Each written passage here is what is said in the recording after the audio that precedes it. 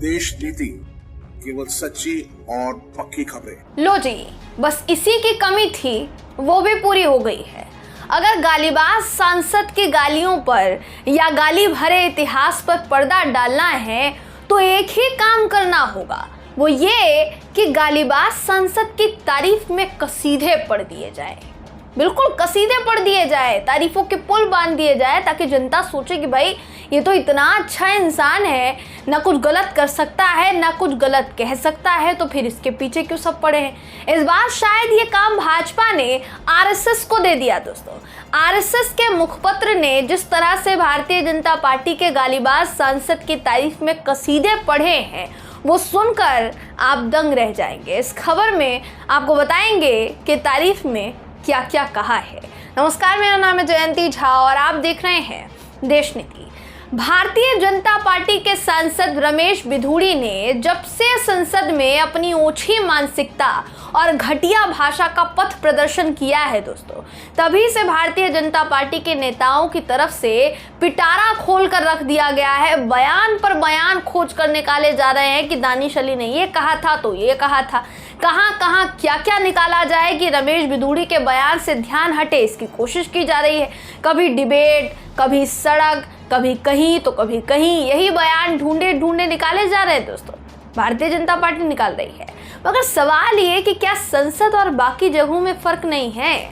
ये सवाल इसलिए क्योंकि दोस्तों आरएसएस के मुखपत्र पंचजन्य की तरफ से, पंचजन्य जिसको कहा जा सकता है, लंबा चौड़ा ट्वीट करके रमेश बिधूड़ी का पूरा इतिहास बताया गया है।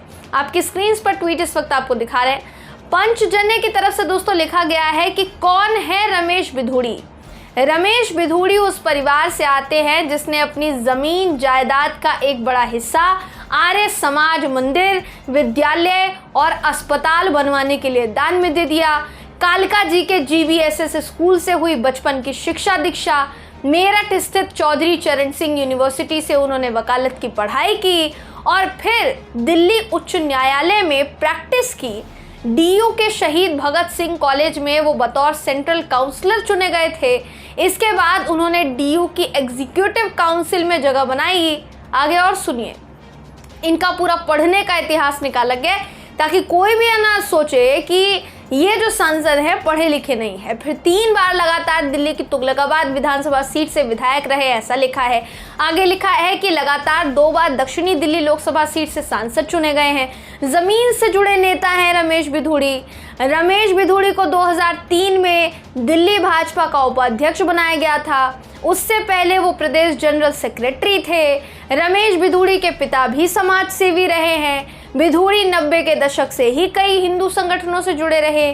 तुगलकाबाद जहां से वो विधायक बने, 3 बार वहां की जनता से उनका खास जुड़ाव है। साउथ दिल्ली में वो रिकॉर्ड वोटों से जीतते हैं। कांग्रेस के विजेंद्र सिंह और आम आदमी पार्टी के राघव चड्ढा को उन्होंने 2019 में मात दी थी। आगे और सुन लीजिए दोस्तों, मैं कह रही हूँ ना, कसीदे पढ़े गए हैं। तारीफ में जब कसीदे पढ़े जाते हैं तो 1-2 लाइन थोड़ी ना होती है, लंबा चौड़ा भाषण होता है। लिखा है, कालका जी एक्सटेंशन में रमेश बिधूड़ी ने जच्चा बच्चा अस्पताल भी खुलवाया हुआ है। अब बताइए जरा कि संसद में रमेश बिधूड़ी की वजह से भारतीय जनता पार्टी की इज्जत की मट्टी पलीत होने की वजह से दोस्तों, क्या इसीलिए ये पैतरे अपनाए जा रहे हैं?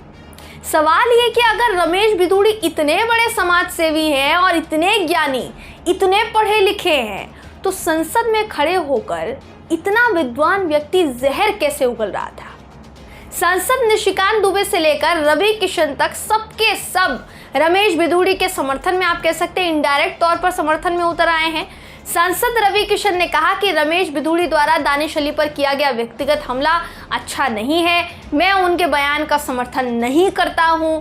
लेकिन आगे सुनिए क्या कहते हैं। लेकिन बात यह है कि अगर रमेश बिधूड़ी के खिलाफ कार्यवाही हो रही है तो सांसद दानिश अली के खिलाफ भी कार्यवाही होनी चाहिए, उनके खिलाफ भी यही किया जाना चाहिए।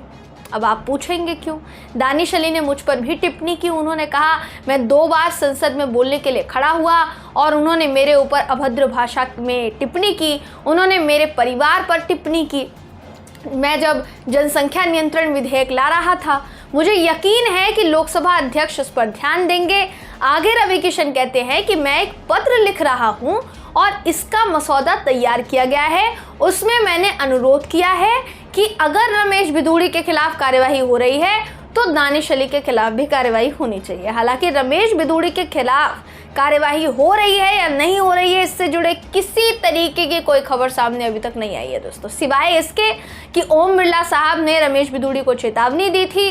साथ ही दूसरी तरफ जितने भी भारतीय जनता पार्टी के नेतागण हैं उन्होंने रमेश बिधूड़ी के बयान की निंदा की। जेपी नड्डा जी द्वारा उनको कारण बताओ नोटिस भेजा गया। सिवाय इसके किसी तरीके की कोई भी सिंगल कार्यवाही की खबर अभी तक सामने नहीं आई है। अगर आपको मिले तो हम तो गुजारिश करते हैं दोस्तों आपसे कि आप हमारे साथ वो शेयर कीजिए। हमें तो जानना है कार्यवाही हो रही है या फिर नहीं हो रही है, क्योंकि देखिए जिस तरीके से रमेश बिधूड़ी की आड़ में दानिश अली के बयानों को घसीटा जा रहा है, ऐसा लग रहा है रमेश बिधूड़ी पर कार्यवाही हो ना हो, दानिश अली पर कार्यवाही जरूर हो जाएगी। देखिए दानिश अली हो, रमेश बिधूड़ी हो या कोई अन्य सांसद हो, कोई भी संसद में इस तरीके की भाषा या इस तरीके का आचरण अगर अपनाता है तो वो सजा का हकदार है और उस पर उसको सजा देने का पूरा अधिकार स्पीकर साहब का है।